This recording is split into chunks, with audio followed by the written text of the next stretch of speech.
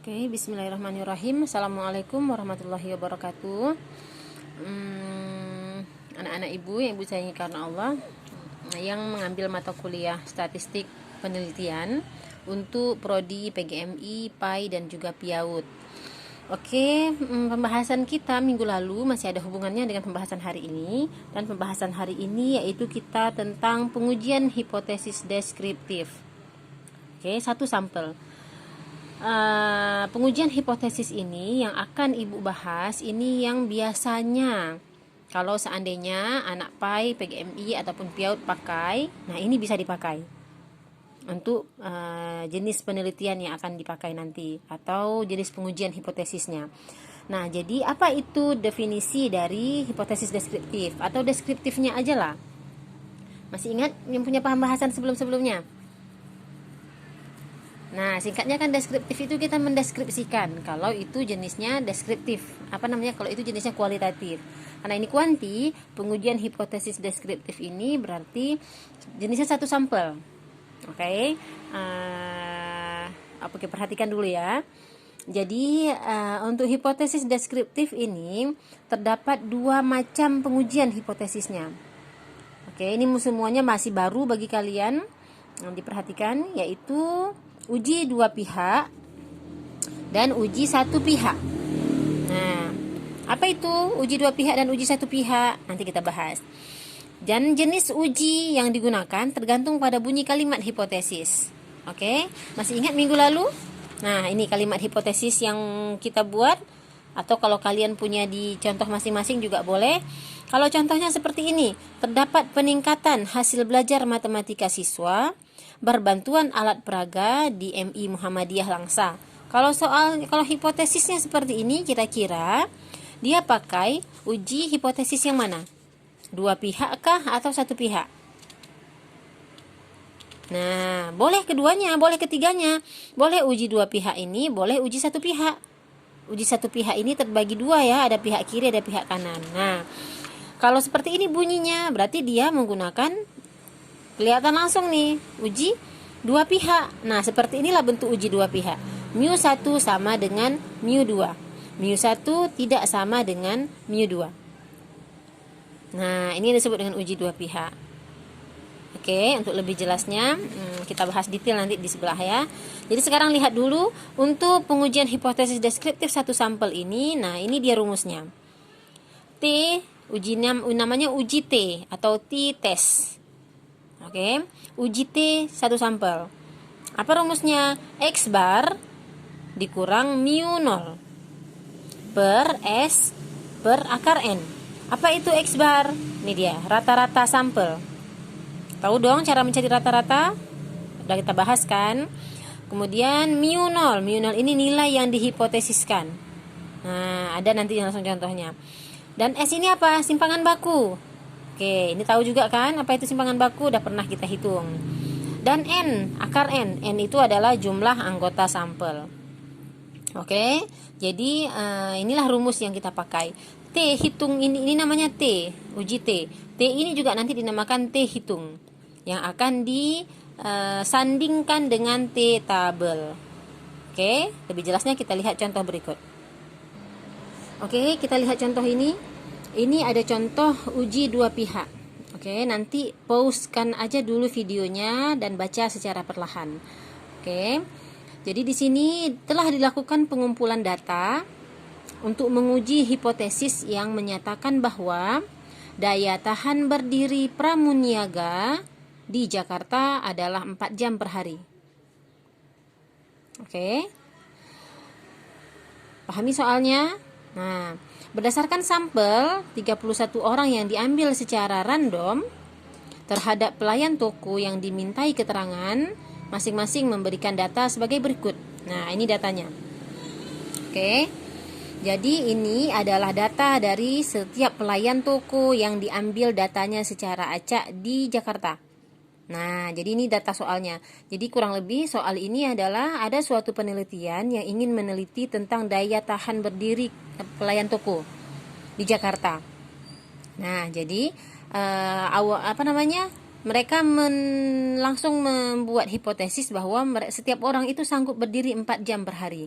Nah, akan dilakukan penelitian dengan menanyain satu persatu pelayan toko di secara acak yang ada di Jakarta. Nah, dari 31 orang yang ditanya, inilah hasilnya. Untuk orang pertama menyatakan dia sanggup berdiri 3 jam, orang kedua 2 jam, orang ketiga dan seterusnya. Nah, data inilah yang akan diolah menggunakan uji T tadi. Uji T ini untuk mendapatkan kesimpulan bahwa apakah daya tahan berdirinya ini 4 jam atau lebih dari 4 jam. Nah, bagi orang awam, sekilas kalau dilihat dari data ini, kalau dilihat ini kira-kira banyak nih yang lebih dari 4 jam, misalnya begitu. Ya kan? Tapi dalam bidang ilmu pengetahuan atau dalam ilmiahnya, maka secara ilmiah ini harus dijawab dengan dibuktikan hipotesisnya. Ini yang dimaksud hipotesis itu artinya seseorang mengklaim 4 jam, tapi kan belum terbukti kebenarannya, maka itu harus diuji. Nah, diujilah dengan menggunakan uji statistik. Nanti hasil ujinya menyatakan apa? Nah, kita lihat nanti. Oke, sampai di sini dulu bisa dipahami ya bentuk soalnya ya. Nah, oke, sekarang kita perhatikan runutan penyelesaiannya. Oke, dari soal tadi apa yang bisa kita buat? Nah, jadi kita cuma punya rumus ini dan pengujian hipotesis. Oke, Ibu belum tulis coretan definisinya, rumus-rumusnya. Tapi kita langsung ke contoh ya. Coba perhatikan. Jadi tahap pertama setelah kita ketahui soal, kita buat dulu rumusan hipotesisnya. Apa rumusan hipotesisnya? Seperti yang sudah kita pelajari sebelumnya. Nah, daya tahan berdiri pelayan toko setiap hari adalah 4 jam. Kan ini tadi yang mau diuji. Nih, ini yang mau diuji, telah dilakukan pengumpulan data untuk menguji hipotesis. Nah, nih kan terjelas nih kalimatnya. Bahwa daya tahan berdiri Pramudiaga di Jakarta adalah 4 jam. Jadi inilah yang menjadi hipotesis. Jadi kita buat di sini. H0, daya tahan berdiri Pramudiaga atau pelayan toko di Jakarta setiap hari adalah 4 jam. Nah, ini yang mau diuji. Ini H0-nya. Nah, HA itu adalah kebalikannya. Karena ini uji dua pihak. Berarti jika H0-nya sama dengan 4 jam, maka HA-nya tidak sama dengan 4 jam. Sampai sini paham ya kira-kira? Oke, nanti contoh yang berhubungan dengan pendidikannya lebih detail. Oke, lalu ya apa hipotesis statistiknya? Nih kita bikin. Sama seperti di atas, H0. Kalau di atas kata-katanya seperti ini, di bawah juga, maka yang hipotesis statistiknya mu sama dengan 4 jam. Mu ini apa? Yang ini, daya tahan berdiri Pramuniaga tiap hari sama dengan 4 jam. HA-nya mu tidak sama dengan 4 jam. Paham sampai sini? Dalam matematika semua bisa disimbolkan. Jadi mu ini adalah simbol dari populasi. Daya tahan berdiri pelayan toko setiap hari, ini populasinya, populasi dari yang sudah diambil. Jadi dianggap bahwa seluruh pelayan toko di Jakarta umumnya daya tahan berdirinya itu 4 jam. Nah, ini yang mau dibuktikan. Apakah benar? Nah, HA-nya berarti mu tidak sama dengan 4 jam. Oke. Nah, sekarang kita lihat uji statistiknya. Ini rumusnya. Ya kan, sama seperti tadi, dah dibuat keterangannya. Apa dulu yang harus kita cari? X bar. Apa itu X bar? Rata-rata. Jadi kan kita udah punya datanya tuh di soal sebelah. Nih di soal yang ini. Nah, 3, 2, 3, 4, 5, 6, 7. Nah, itu maksudnya data orang pertama, orang kedua, dan seterusnya. Dibuat seperti ini biar lebih menghemat tempat. Oke. Jadi, rumus rata-rata bagaimana? Kita jumlahkan semuanya, lalu kita bagi dengan banyaknya orang, ya kan? Nah, ini dijumlahkan, dibagi banyaknya orang, seperti ini jadinya. 144 dibagi 31 sama dengan 4,64. Oke, udah dapat X barnya. Nanti tinggal taruh di sini. Mu-nya itu 4 jam. Nah, jelas ya. S-nya itu apa? Simpangan baku. Masih ingat simpangan baku? Nah, ini untuk tahap awal simpangan baku langsung Ibu isi, tapi untuk supaya lebih paham kalian bisa cari sendiri. Oke, ini sebenarnya harus dicari. Tapi karena kita online, Ibu terbatas kuotanya, terbatas kuota penyimpanan videonya. Jadi Ibu langsung, tapi nanti usahakan cari sendiri ya. Jadi S-nya itu diperoleh 1,81. N-nya ya 31, total jumlah sampel yang terpilih. Sampai sini udah ya. Langsung dimasukkanlah ke dalam rumus. X bar yaitu 4,645 ini dia. Dikurang mu, mu-nya 4. Oke. Per S, S-nya 181 per akar N, N-nya 31. Oke, ini dihitung satu per satu, ini dikurang dulu dapatnya ini. Terus akar 31 dulu ditulis di bawahnya. Baru udah dapat nilainya 1,81 dibagi dengan akar 31. Udah dapat, baru yang atas bagi lagi yang bawah, dapatlah jawaban terakhir 1,98. Oke. Nanti mohon didengarkan kalimat ibu pelan-pelan, mungkin gak cukup sekali dengarnya untuk belajar, karena nanti ibu akan berikan soal. Nah, final adalah penyelesaian kalian tentang ini, soalnya ibu sediakan. Nah, oke, perhatikan baik-baik ya. Lalu apalagi yang harus kita lakukan? Nah, kemari. Jadi kita kan tadi mau menguji nih apakah hipotesis itu benar atau tidak. Maka syarat berikutnya adalah ini namanya T hitung. T yang kita peroleh ini namanya T hitung. Dan kita perlu sandingannya, yaitu T tabel. Nih, untuk membuat keputusan hipotesis tersebut terbukti atau tidak, maka harga T hitung harus dibandingkan dengan T tabel.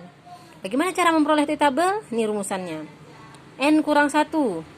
Ini DK namanya ya, DK. DK sama dengan N kurang 1. Ini namanya DK. Ibu tulis nih DK. DK itu sama dengan N kurang 1.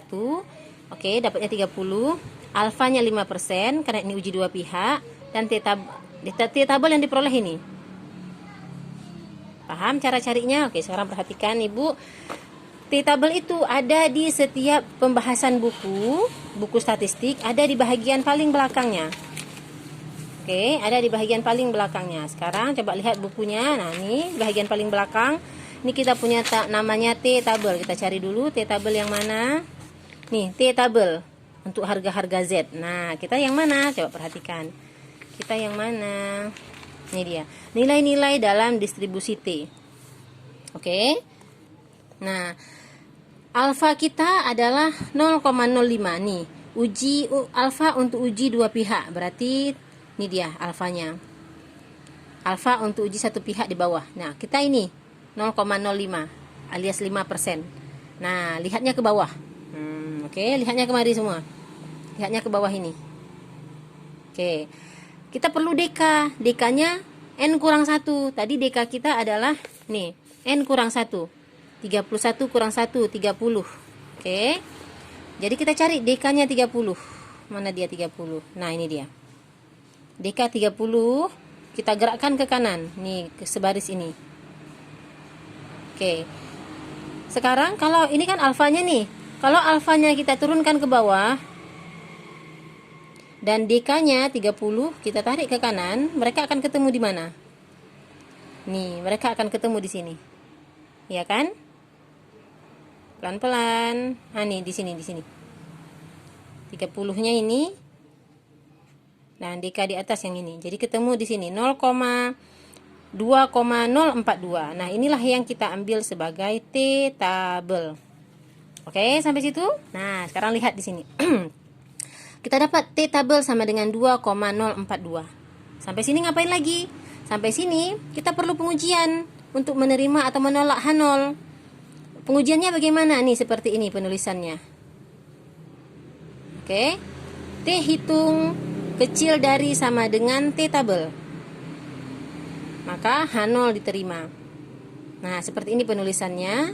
Jadi 1,98 T hitung. Ini kan T hitung kita nih 1,98. Ternyata saat kita bandingkan dengan T tabel dia lebih kecil. Jadi T hitung lebih kecil dari sama dengan T tabel. Artinya H0 diterima. Oke, kalau kita lihat di distribusi normalnya, nah maka seperti ini tabel distribusi normal. Jadi kalau dia uji dua pihak, berarti di sininya ada dua pihak. Di sini negatif T tabel 2,042. Nah nih dia. Ini daerah yang diarsir, ini namanya daerah tolak H0. Jadi kalau T hitung kita jatuh di sini. di negatif ini atau di positif ini, di atas 2 koma ini, maka H0 itu ditolak. Nih, maka H0 itu ditolak alias HA diterima. Nah, tapi kenyataannya 1,98 itu berada di daerah kosong. Daerah kosong ini daerah kita menerima H0. Nah, ini ilustrasi matematikanya. Nah, jadi disinilah 1,98 di daerah terima H0. Sehingga kesimpulan akhirnya H0 diterima. Jadi ada dua ya caranya. Bisa cara seperti ini aja, 1,98 lebih kecil dari sama dengan T tabel, atau pakai ini juga boleh. Oke, kalau H0 diterima, apa bunyinya? Kita kembali ke definisi tadi, kita kembali ke sini. Apa H0? Jadi daya tahan berdiri pelayan toko tiap hari sama dengan 4 jam. Nah, berarti hipotesis terbukti. Sehingga hipotesis dari soal tadi yang menyatakan bahwa daya tahan berdiri pelayan toko di Jakarta adalah 4 jam per hari terbukti benar. Sampai sini bisa dipahami? Ini namanya uji dua pihak. Oke, ini baru satu video ya. Karena kalau kita lanjut dengan pengajaran normal sekali berdiri, Ibu selesai membahas semuanya. Tapi karena ini berhubung dengan video, Ibu harus pilah-pilah mau ngomong apa. Sehingga untuk pembahasan ini terlalu banyak yang harus Ibu sampaikan, tidak mungkin sepotong-sepotong. Maka satu video ini hanya cukup untuk membahas tentang uji dua pihak. Oke, di video berikutnya kita akan sampaikan tentang uji satu pihak untuk hipotesis deskriptif. Oke, Ibu tutup, silahkan dipahami dulu, nanti akan menyusul soal. Oke, Ibu tutup dulu. Assalamualaikum warahmatullahi wabarakatuh.